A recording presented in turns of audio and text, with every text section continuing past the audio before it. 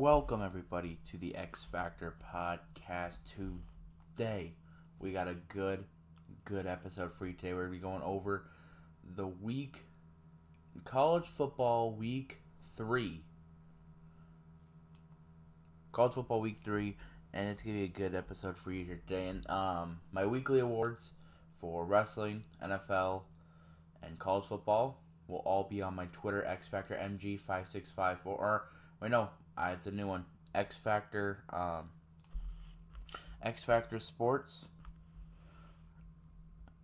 with 2 S's at the end, I believe. I updated it. XFactorSportss, capital X, capital F, and capital S for XFactorSportss. And it'll be my logo. It's the same as my YouTube in the bio. We are now up to 218 followers. Doing great right there. So let's hope we can get up to 300 soon. And hopefully we get up to 100 subscribers soon. We're going to start off today's episode and talk about some Oklahoma football here for a little bit. Because we're already 3 weeks in, and they have, in my opinion, Oklahoma looks like one of the best teams in college football. And I don't think it's really that close. They have came in, I get they haven't faced really tough opponents, but they have came in, they faced Arkansas State 73-0. They beat SMU 28-11, not a big margin. Then they go up and they face Tulsa 66-17. That is big scores. And it makes you think, they're only ranked 16th. And Dylan Gabriel looking pretty well last game. It makes you think, could they be the next, big upcoming. For this year, in my opinion, anyone's up for the championship.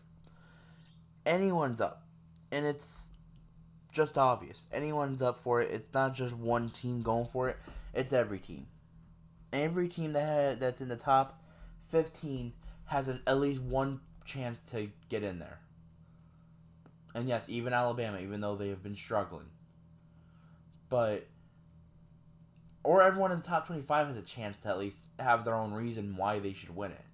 And they're just one team you should look forward to upcoming for the next couple of weeks to see how they do. Because who knows, they could go up to Georgia and score something like that. I don't think it'd be likely, but maybe you could see that in the future if they play them. So to me, it's just something you got to look forward to going into throughout the season. Also, we're going to be talking about some other stuff today. But like I said, the awards, X Factor football, X Factor wrestling talk. Weekly awards will be in it will be in my Twitter, XFactorSportss with 2 S's at the end. Y'all make sure to follow that, and we're gonna be getting right to our next game we're gonna talk about. We're gonna be talking about the Iowa game.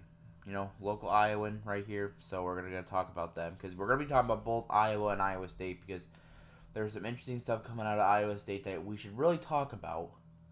But we're going to be talking about Iowa first. They faced Western Michigan. Start of the game, Iowa looked rough. Defense didn't look well. The offense didn't look well. It was a very concerning moment in time. Halftime happens. They're up by 4, and next thing you know, Iowa just goes off. Like, they're scoring touchdowns everywhere. It's just crazy.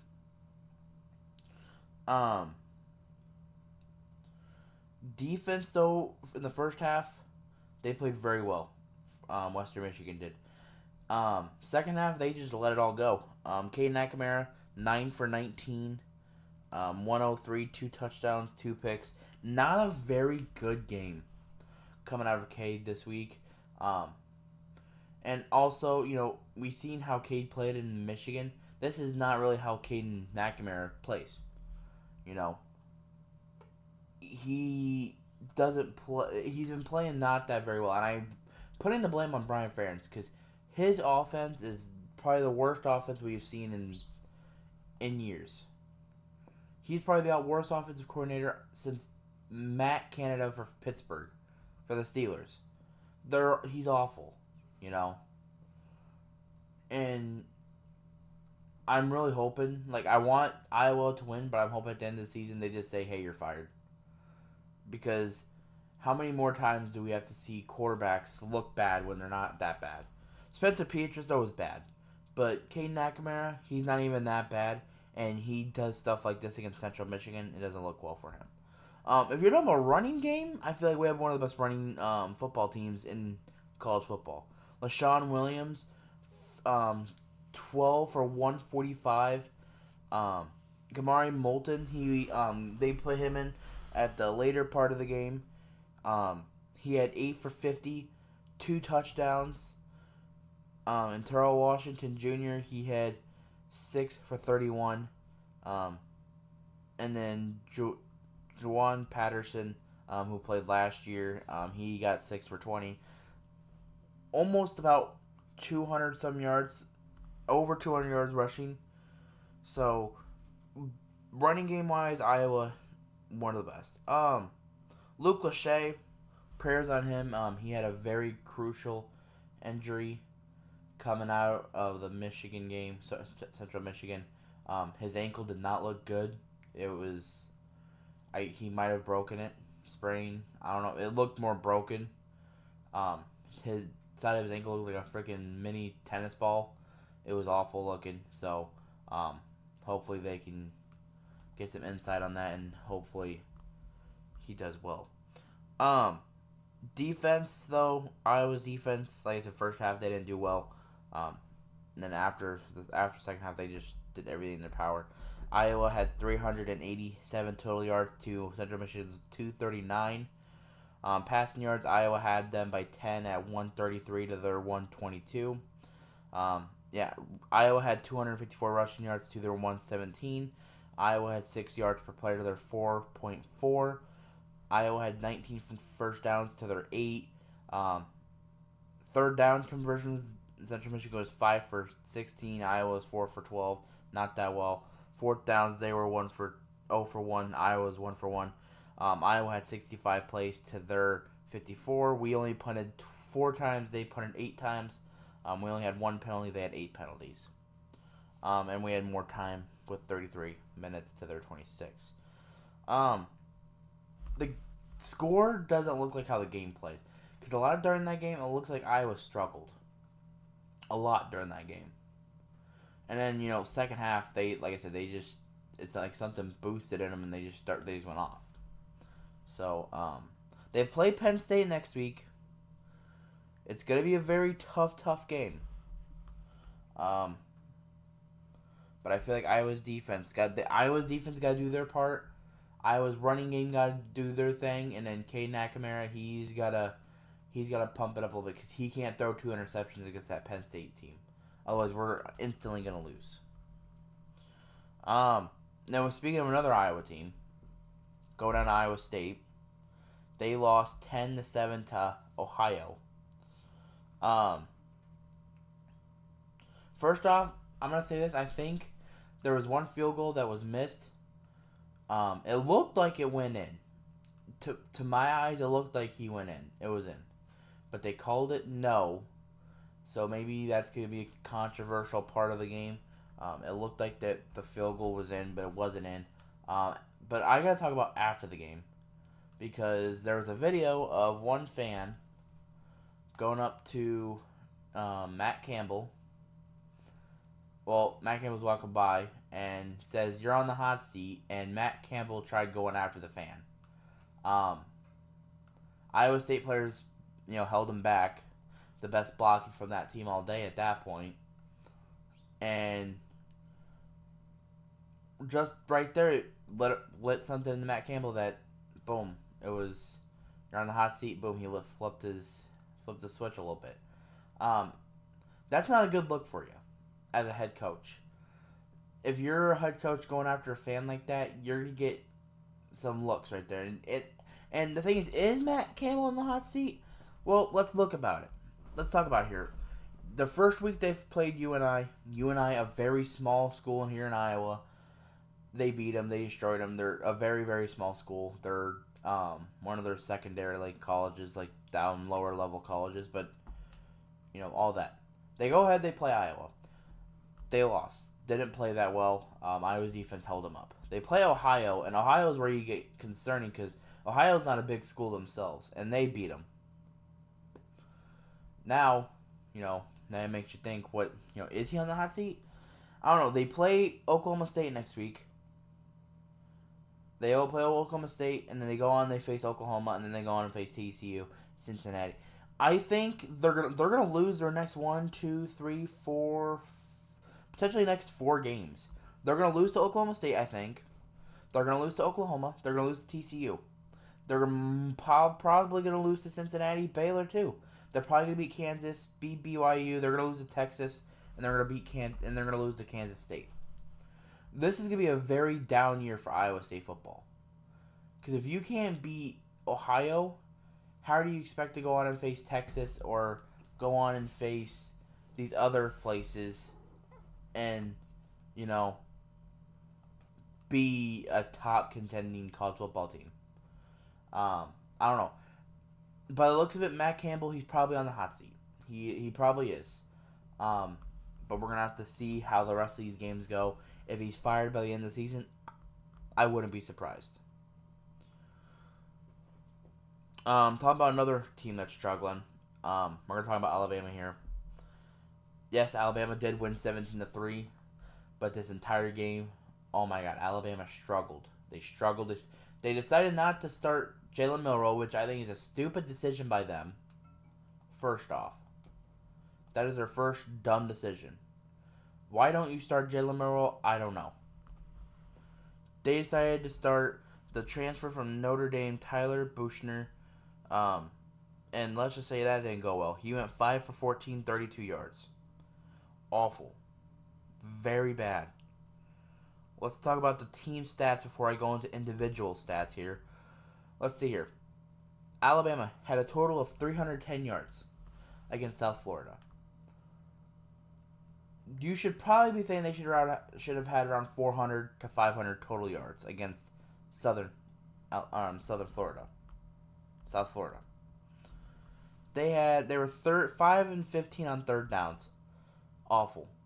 They had 65 plays to their 74. They had 8 punts. That's more punts than what South Florida did. 5 penalties, 1 fumble lost, and less time than them. Go to individual stats. Buchner, 5 for 14, 34 yards. Then they bring in Ty Simpson, who didn't play that bad, 5 for 9, 73 yards.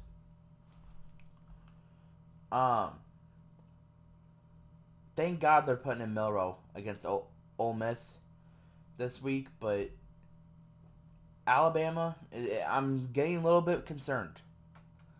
They go on, they had the first game of the year, great. They go on, they have the second game against Texas, they struggled. So you're like, okay, is this a time to concern? At the time, I wasn't thinking I was going to get that concerned. Now with this game, I'm getting concerned. Because, first off, Alabama has never played this bad in years, I don't think. And, yes, they have lost players to the draft, but what time in their 15, 16 years that Nick Saban's been around, how much did that affect them? After winning a championship and their players go off and they go to the NFL. When did it affect them when Mac Jones left? When Tua left? When did it affect them when half of their players left? It didn't affect them at all. Because they went back and they played very good football after that. This year, it's the opposite. They're playing average at best football. Because this game against South Florida, they should have won easily by 30 points. 30, 40 points. But they only win by 14.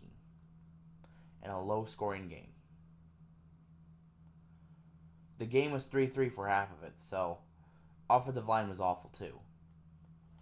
I think they did find their one little gold in the manure that they were trying to look for here in Rodell Williams, running back, 17 carries for 729 yards and a touchdown.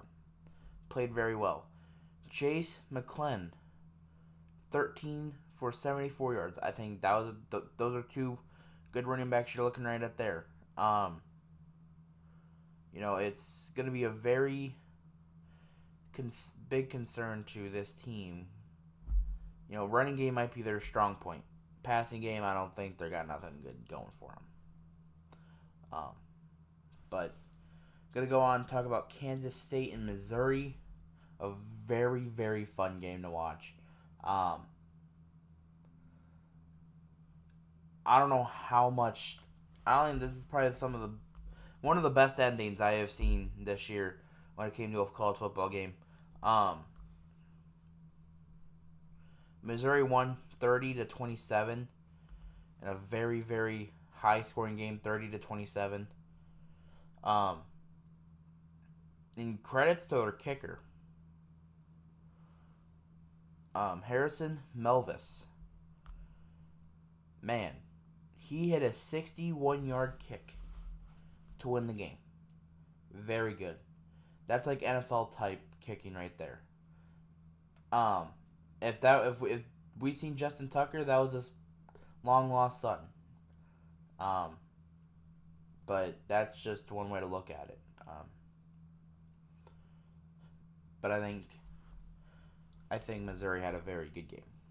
Not really much to talk about, because the main thing I want to talk about here is Colorado versus Colorado State. First off, Colorado State gave Colorado the run for their money. They had a very, very tough game for Colorado. First, they had more total yards than them. They had more passing yards than them, more rushing yards than them, more yards per play. Colorado had them just by 0.1. Same first downs. They were better on third down. Colorado State had more total plays. They had more punts by 1. 17 penalties to their 10 penalties. And the thing that killed them was their penalties and interceptions thrown. First off, though, I'm going to talk about Colorado State. Dirty-ass players. I don't know if it was the coaches that wanted them to, or if it's the players themselves, but they were taking some dirty hits to them. And especially the one that took out Travis Hunter. I get trash talking's one thing, but if you're purposely trying to take out a guy and you don't even act like it was an accident, yeah, you should be suspended. That kid went to the hospital and there was a problem with his liver. So, first off, Travis Hunter's going to be out for like 3 weeks because of that hit. So I hope they're very proud of themselves because they lost the game because of that too. All game I thought Colorado was done for. Up until the last drive before overtime, I thought it was done. But Shedeur Sanders, he put the team on his back, went 98 yards, final drive, and went to overtime. Shedeur Sanders, amazing game. 38 for 47, 348, 4 touchdowns, 1 pick. He didn't play well a lot during that game, but coming to overtime and in fourth quarter, he played very well. Xavier Weaver, number one receiver in my eyes. Amazing game by him. Michael Harrison. Man, he was very, very good. Especially in overtime with 2 touchdowns. Defense, I thought they did all right. Shiloh Sanders got a pick 6.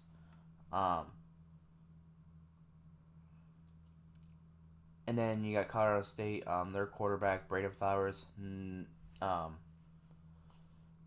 Nicolsi, he had 34-47, 367 yards, 3 touchdowns, 3 picks in that game.